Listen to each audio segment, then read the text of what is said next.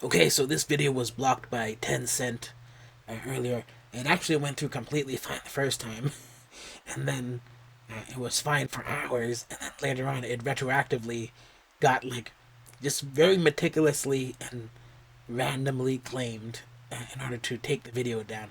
And my guess is it's just because I keep talking about how Chuang Asia, Thailand has pay to win content, and then I was like knocking how they had budget issues and how they seem to be using the same cameraman and stuff.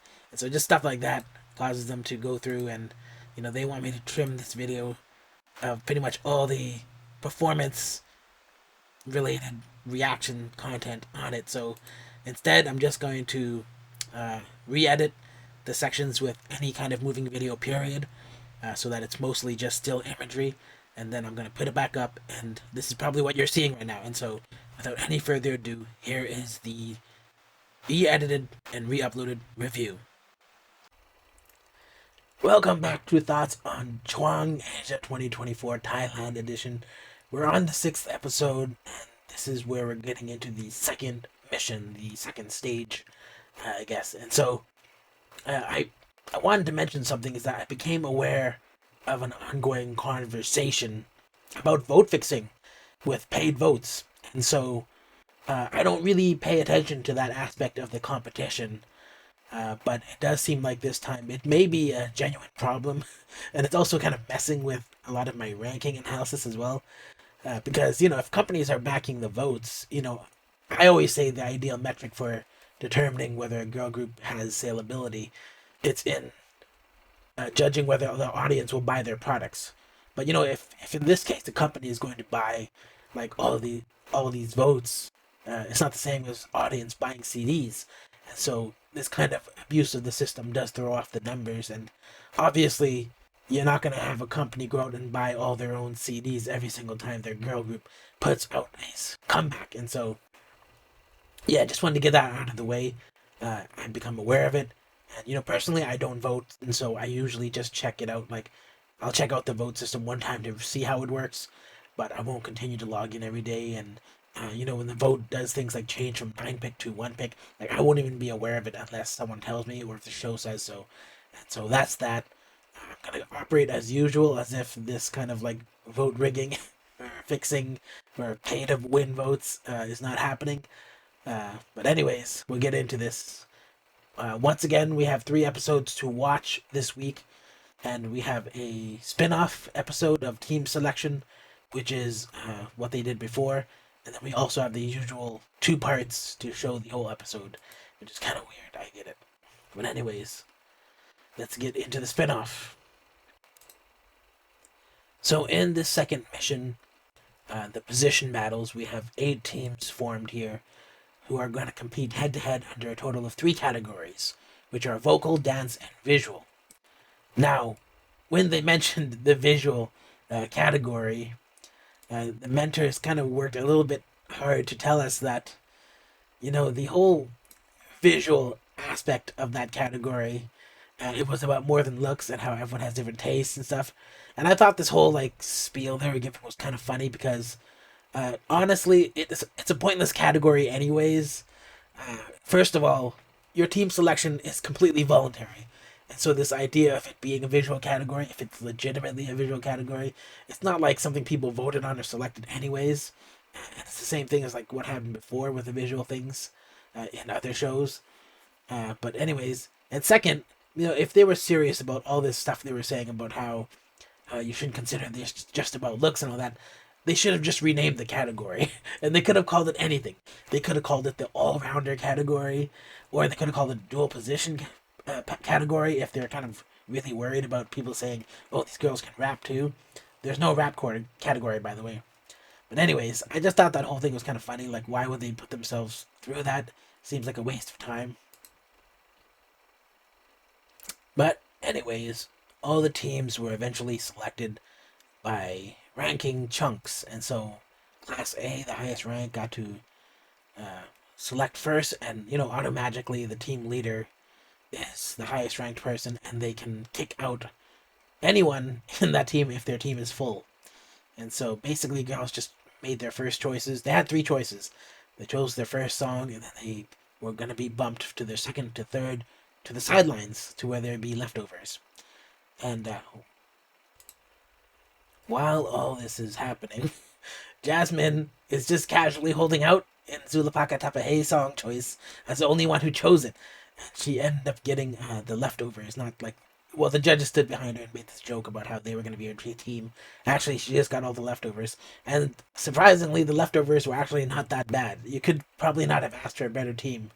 But then, I think what was really surprising was that Ray, she actually eliminated Eileen from her song choice, which was kind of like a weird as heck decision. And the only way I could justify this is that Ray really wanted to be the center, and she wanted no competition from anybody else. And so, yeah, that was the spin-off episode. We got to see how the teams are formed. Let me show you the teams. So these are the teams, and I already put down the MVPs for the people who won MVP for this challenge. So these are, I mean, I'm assuming you're already spoiled on this show and you just kind of hearing someone else's thoughts on it. But anyways, these were the teams. And then we just got into the actual performances. Really briefly, this episode starts off with us seeing Jeff and Ten, the mentors, replaced by new mentors, Santa and Nine, who were people who are part of Chuang, I think the Chinese produce. And then there's some fuss about mentor song selection as well. Honestly, I don't care about the mentors battling against each other. To me, it's just filler. And so let's just talk only about the matchups and other notables. And so this is episode 6, part 1. And the first team is going to be Team Whip It versus Team Do You. And so, in terms of Team Do You, on the right, we have Emma, Wang Kei, Chao Yu, Panda, and Ansang. And honestly, while watching them behind the scenes, I did notice some weird things like shaky camera movement. And it was kind of like they're trying to make it like a reality show. I was kind of wishing they gave them a tripod because, I'm kind of used to seeing more stationary cameras and then also having multiple positions. But, I'm thinking, I don't know, are they like reducing the budget even more? Do they have less cameramen? At some point, are the girls going to be doing completely selfie-based behind the scenes training episodes? I don't know. But anyways, for this team, Emma was chosen as the center. And it was between her and I think, was it Wonke, I think? But anyways, practice for these girls just seemed kind of like uneventful. They had some bruises. And then there was like this one spot about Me Mama sponsorship. But after that, we just get right into their performance. But yeah, it was a straightforward, good performance. Emma, I feel like Emma had the best, cleanest movements for the whole thing, but they all did pretty well. And they made a good use of expressions. It was very clear cut to me that this was a good performance. And I also wondered, after watching this, that maybe the camera guys doing the choreo are also the guys now doing behind the scenes stuff. And I don't know, maybe it was always like that and I never noticed. But this time it was just kind of really obvious to me that was the case. But anyways, yeah, that was Do You. I thought it was okay. And I liked it. So let's get into the next group. It's Whip It. And so with Whip It, the intro was kind of weird, made me cringe a bit. But then after that, we get to the behind the scenes stuff.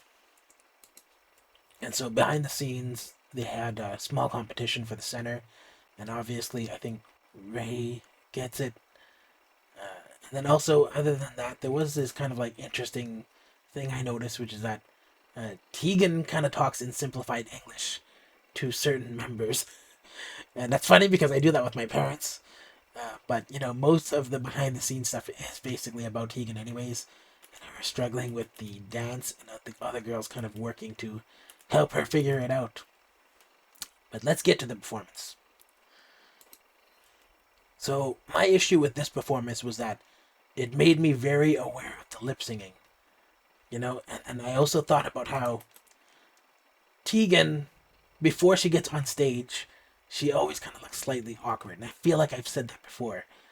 and it's just before the performance starts. But then, you know, once she actually gets into the performance, and it's not very long after the performance starts, she does actually get legitimately into it, and then she becomes like a decent dancer. I mean, she's unpolished, but the vibe is there once she starts, and so I feel like she mainly has this thing where she kind of has to work on building up the vibe so that she doesn't have to feel before the performance like she's kind of like faking her swagger or something. Maybe she's not used to it. She seems like just kind of a busking kind of type of singer. But now she's doing something that's completely out of her element. And I don't know if she just has to like get into the character so that she's not that weirded out by it. And I think eventually it's going to get there. But for now, it's just something you notice. And even though it's mostly only behind the scenes, obviously it's going to carry into the performance as well. But overall, the performance is okay. But we get to the final determination of this battle between the two groups, and Do You won. And so I did like Do You better, but it's mostly just because I got distracted by the unconvincing lip singing that happened with Whip It. And so, other than that, I didn't really like one more than the other that much, but it was distracted by the lip singing not being convincing. And so, anyways, that is the first matchup. In terms of the MVPs, Chow Yu and then Coco won the MVPs. So we get to the next one. And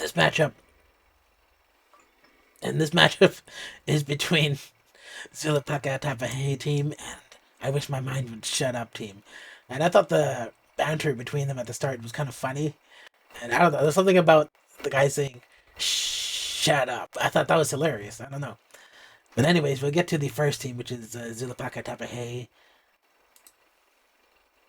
And this team is kind of the team of leftovers. Except for Jasmine, who's literally just there because she chose the song. And I was surprised. I said earlier, I think Eileen got dropped. But, I feel like maybe the girls don't see the show and how she stepped up in the first challenge. But anyways, we get to behind the scenes. And at first, the girls are not choosing to be a center because they are aware that they just got left over into a vocal group and they didn't feel like they were appropriate for it. And so they all felt like Jasmine should get it by default because she wanted to be there. But after hearing Arjing give her some advice about how to sing the song, she graciously just let Arjing do it. And it made sense to do that because, the creative choices you make, you can't just like rely on someone else to help you be coached into doing the song properly. If the other person's just a natural, let them do it. And then we also get Eileen helping the team out with a lot of choreo, which is what we saw last time. And she sort of gets the Kim Taeyeon treatment from Girls Planet because of that. And I don't know if it's like, I don't know if she has choreo ability, but she definitely writes stuff down in a notepad and shows how organized she is and how the choreo should work out. But then she started to struggle a little bit vocally. But anyways, this wasn't going to be like this wasn't a team where a lot of vocal people just chose it. This is kind of just people just falling into it by accident, really. And so let's get to the performance. And so because this is a vocal group, I felt like it was great. There was no lip singing, and I feel like they were all doing a good job and they were connecting directly with people. And even Arjing, she got to shine during this, and it felt like a real concert ender, the way the vibe was. And the thing about this is that, Arjing, she didn't really appeal to me much before, and I think it's because she's just been kind of like coasting as a kind of just a random member of the group. But in this one, she actually seems more like she's in her element, and everything to her expressions really elevated the performance. And usually she's kind of like, I guess she kind of has this kind of like cutesy girl face, and so she's always trying to be like this kind of like, I don't know how to describe it. Like, what kind of animal would it be? Kind of a chubby chipmunk or something? But in this case, she was just kind of a serious vocalist, and it kind of helped the vibe of the song. And so I felt like this was a good song. I had no issues with it. And then let's just get into the next team and see how they did. And so this is the team called I Wish My Mind Would Shut Up. And this is kind of like a Chinese group plus Ninent. And so in this one, everyone, or mostly everyone, they wanted to be the center. And this team kind of had issues with communication and setting out roles. And I thought that this was kind of an opportunity for Liu Yuting to really show us who she was. She had the chance to be a leader here, and I felt like she was kind of not. She didn't come up with a very good solution in the end in terms of how she led the team. You're either going to be kind of like a cutthroat person who just makes the final decision, or you're going to be a creative person who comes up with a way for everyone to feel happy with the final decision made. But in the end, if she was kind of like lukewarm about it, kind of like I don't know. If I could describe someone's personality as a shrug, I would say she shrugged. And so I still don't know who Liu Yutang is and why she had so many votes at one point. People were saying maybe she bought those votes. I don't know. I kind of starting to believe it. But obviously she's sitting here and she's the highest ranked person. She has to act like the leader at least. But anyways, we get to the performance and I felt like this thing had a strong start, especially with Chuang in the middle. And the moves were basically mostly graceful, and they were good, except sometimes when they were working in pairs. And by that I mean it felt a little off when there were just two of them at a time. But I feel like all the creepy doll moves they did were the best ones. And maybe they should have done more of the creepy doll moves throughout the whole songs. Uh, because when they weren't doing it, it was kind of less affecting to me. But anyways, I think in the end, I would give it to the teams Zulapaka Tapahe because I didn't feel like there were issues, and I really thought that well, the other team they actually had some really attention grabbing moments, especially with their doll movements.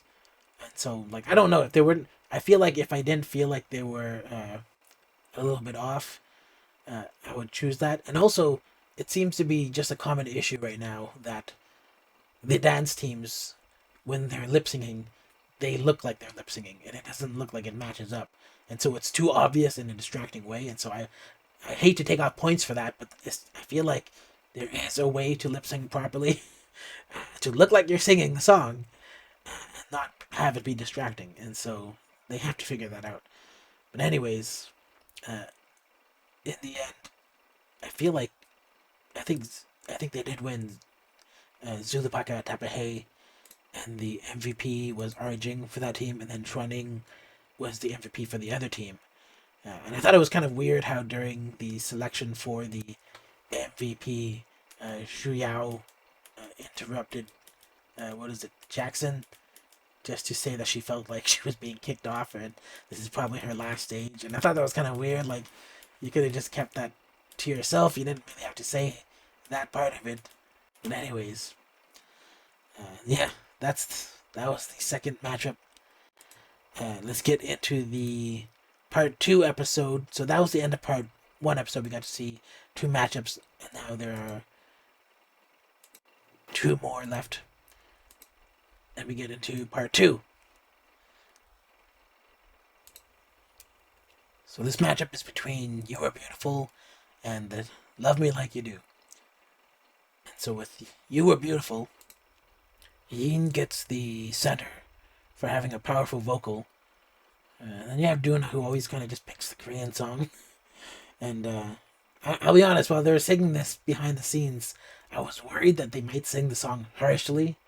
Because so far in my experience of just seeing, there was a matchup between Mamsu, Krista, and Yin just did the power vocal. And I was worried that she wouldn't do the lower parts with nuance. But let's get to the performance to see how it went. And so this performance was actually pretty good. Liliana was worried about not emoting during the song, but I felt like it was working. Like her kind of stoic look that she had on was working. And so the harmonies were good, and I felt like it saved it from my concerns about this song having a harsh sound. But also, Yin was showing the nuance that I wanted to see from her since she competed with Krista and Mamsu. And so, even though she did go powerfully first, the second time she got her kind of like solo section, she did kind of go into kind of like a falsetto, kind of like a different kind of voice. And so, overall, I felt the performance was good. It was 90% there, because it wasn't completely not harsh, right? Like it could have been something like kind of like a heavenly kind of harmony thing, but I feel like they were working with what they had here. But anyways, the next team is Team Love Me Like You Do, and this is only a four-member team, but this song is so recognizable and has such an easy, naturally good kind of like hook. I feel that you can't fail with this kind of song if you sing it right. And so, also vocally, it has Mamsu and Krista in it. And so, the only thing that kind of bothered me was that I see them here dressed for a rock song, and so I'm worried like what arrangement are they planning for this? And also, Lissa's not wearing green, so what's going on there? And then she says that she has green in her heart, so I don't know, is the gimmick a lie? I guess it is, but it seems like a pointless gimmick anyways. It probably didn't help her up until this point. But we get behind the scenes, and it's crazy how the group actually struggled, and they're claiming it's because of Mamsu's ad libs making everything messy. But that's actually just her part. Her part is the ad libs. I don't feel like this is the first time it's happened to her, and I don't know if they're trying to imply that maybe she's more of a solo vocalist. But I feel like they should just kind of sit down and work on it together. And at one point, Mamsu even said that they aren't working together. I feel like they should just set out the arrangement so that everyone's happy with it. But and they should have worked on the harmonies a lot more too. But let's get to the performance to see what I thought. So for me, the enunciation in the song, it was kind of sloppy and weak. Mamsu and Lissa were the strongest people in the song at the start. And then Krista's style, it just wasn't working for me for this. And so we came down to it, and, I kind of expected more from someone who's kind of like fluent in English, and someone who has no accent, for her to like enunciate it in a meaningful way. But she kind of just kept adding this kind of affect to it, like her style, which is kind of like just deliberately not enunciating the words, and I kind of distracted from it. And then Rinka, she was like someone who was singing to herself, and she kind of had the English issues that were actually there, and so I felt like she was singing for herself rather than the audience. But I would guess based on seeing this performance that Mamsu wasn't the problem really, and I think if I heard more from her, I would have enjoyed it more. And also, Lissa did such a good job as well. Like every time she went up, she took advantage of her spotlight, and she made creative choices that stood out. And so, I really like what she did and like what Mamsu did. Though I was kind of disappointed by Krista, who I've been like behind Krista this whole time, saying, "Wow, she did good the first time. Can't wait to see what she does after that." And in this one, she kind of like I don't even understand this affectation that she's putting on it. It doesn't seem sincere or legitimate, like this kind of like way style of singing. She should just sing it differently. But anyways, that could just be a personal thing as well. I didn't like it personally. But anyways, I would give the win to You Were Beautiful rather than Love Me Like You Do, because I was able to just be a listener and listening to it without it being too distracting or weird sounding. But in the end, Love Me Like You Do did win. And I guess you'd have to be in the room to really like hear it properly. But Lissa got the MVP, which I think is kind of deserved. And I guess wearing green isn't really helping much at all. But anyways, that was this matchup. And it's the only matchup that I didn't get right in terms of what I thought. Because I didn't... Well, I did say that you'd be crazy if you could win with Love Me Like You Do. But I still felt like they didn't perform it right. And they shouldn't have won. But anyways, the next team is... So this matchup is Ain't My Fault versus Zigzag. And this is interesting because Zigzag is the visual team that we were talking about earlier, right? They chose it. And their opponents, I would say, they actually embody the visual aspect as well. If we're going by everything Jackson said to kind of like throw off the whole visual taboo thing, they actually embodied it. Ain't My Fault, they embody that. And so this is going to be an interesting matchup. Also, we have Ruan here who saved you, and Yui is also in Ain't My Fault, and so that'd be interesting as well. But let's get to see what Ain't My Fault did. Behind the scenes, Akina got the center, and then Yui kind of helped with the choreo.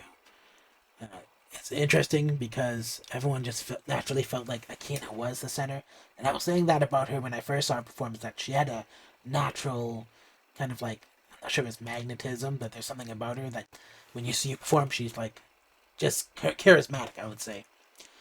And then Pailu was basically struggling with some aspects of the choreo, but she wasn't doing that badly, and I don't think she typically does badly, anyways. And so that was just basically all there was behind the scenes. We get into the actual performance, and honestly, I felt it was a good dance performance. And so it's interesting that during parts, Pailu didn't even attempt to lip sync during her sections. And so I felt it was actually less distracting that she didn't try than other people who tried and failed. But in terms of the rest of the team, like everyone else, they didn't. They did try and the actual synced with vocal, and so it kind of felt like this team kind of knew what they were doing. I don't know if she consciously made the decision not to try to lip singing, or she just forgot she was focusing on the dance, but it actually worked for them. And so I would say if you can't keep in sync, don't even try. Just dance if you're part of the dance team. But anyways, it was actually a really good performance. I liked it. I didn't think that they'd be beat when I first saw it. But anyways, we'll get to the next team. And so this is Zigzag, the visual team. And I feel like this is like legitimately a visual team. If you took the bad answer to visuals, I feel like they're all really good looking girls, okay? And so I feel like this is the right selection for this team. I'm not going to get into that whole thing that Jackson and the mentors did about visual is more than that. Forget about that stuff. This is a visual team. And so for this team, let's get behind the scenes. Ruan ended up getting the center, and Ellen, she was kind of disappointed about it, but I don't think Ellen even has ever experienced the lows that Ruan has experienced from Girls Planet 999 and bounced back from. And so I think it's fair that Ruan is doing well here, and she's also leading the choreo. But at one point, she wants a higher standard from these girls, and she kind of she gets upset about it. And the other girls start to see that she's visibly upset, and they realize that they're not even meeting their own standards. And so they start to kind of feel like sympathetic and I guess bad about it. And they start to work harder to meet the mark on all aspects of performance, because I guess they want to be more than visual. Being visual is about dance and vocal, as Nene would say. I don't believe that. I think that's just kind of what they're saying. They should have just called this the dual position instead of calling it visual, because it doesn't actually make sense if that's not the real criteria. Although secretly we know it is, right? But anyways, let's get into the performance. And so throughout this performance, they all had kind of really good sync. And they were not just holding their timings together, but also their lines. And so, I mean, even people who are on the side during this performance, like at any point you can see them, they were having the right expressions on, even when they were not like in the center, even when they were like really far off to the side. And so I feel like everyone here did a really good job. Like if you were to just like stop this song at every part of this performance, they did really well, and each individual member proved themselves as an individual. And that's what you want to see from a girl group, is that everyone in the team stands out and has their own identity, and the group together has an identity that meshes as well. And so, based on that, I would say, yes, I am choosing Team Zigzag to be the winner. And part of it is because, yes, I do like the genre more personally, But yeah, like I said before, in terms of the members, everyone kind of did their equal lifting to the point of standing out. Whereas on the other team, we all recognized Akina was the center and Pailu was visible, but it kind of seemed asymmetrical on the whole in terms of like who stood out. It's not to say that they had a bad performance. It's just that when you see a cohesive like force, it all just works much better. And so yeah, in the end, that team did win. Zigzag did win, and getting MVP.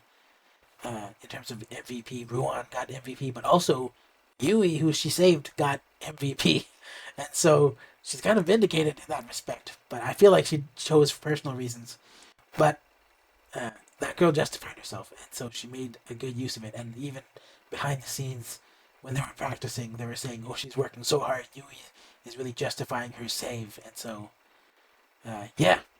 After that, there wasn't much else except for they did a group vote with regards to which group did the best, and so all the MVPs came out of the winning teams, and then the people voted again. And I thought it would be amazing if the leftovers team with Arjing would win, but I wanted Zigzag to win based on what I thought about their performance. But in the end, Do You won, which is the first team, and I was kind of surprised that the audience could even remember the first performance because I imagine they're sitting there for way longer than I am, or standing there even. And not it has nothing to do with rank why they won. None of the girls in that team are like high classing ranks. And so they legit just won based on the live audience votes and the live audience remembering their performance. Either that or there is a high population of like the Chinese girls there. And I thought that was kind of interesting because they did have Santa kind of do a full Chinese translation, which means a lot of these audience members could be Chinese, and maybe that could be an explanation. But I don't want to diminish what they did. I feel like they did a good job. And I didn't have a problem with it. I just didn't memorize it as much by the end. And so, if I was estimating right now, I would still say Zigzag won. But, not to discount anything anyone else did. And yeah, that's pretty much it. Let's look at the rankings. And so these are the updated rankings as of today. We have Chao Yu all the way at the top, who won the competition. I don't know if this top ranking at number one is because of the winning, or if it's just naturally what happened. But Ruan jumped up to 2. Yin is still in the top 9. She's at 3. Ellen. So a lot of these positions are these first 4 positions. These girls are pretty consistently in the top 9. And then you have Emma and YK, who's kind of like jumping in and out, like coming from 22 and 15 down to 5 and 6. Was the vote paying a big deal? I mean, you have Dee Dee here. She's consistently being in top 9. And so I feel like that's not going to change. Xuaning, I'm surprised to see dropped all the way from 37 to 19 and 18. Now she's in 8th place. And then Krista, she's still consistently in the top 9. So there's some people here who are just consistently going to be in this ranking. I'm surprised by Pailu being all the way out of number 10, just out of the top 9 range, because she was in 1, 2, and 3 before. But yeah, beyond that, I'm still going to guess that Pailu's going to clutch in the end. And this vote doesn't matter yet. But I can see the top 9 probably consisting of Pailu, Krista, Dini, Ellen, Yin, Ruan, Chao Yu, and then in terms of the wild cards, because I think that only accounts for like 8, 6, or 7 or 8. I'm gonna guess that they're either gonna give it to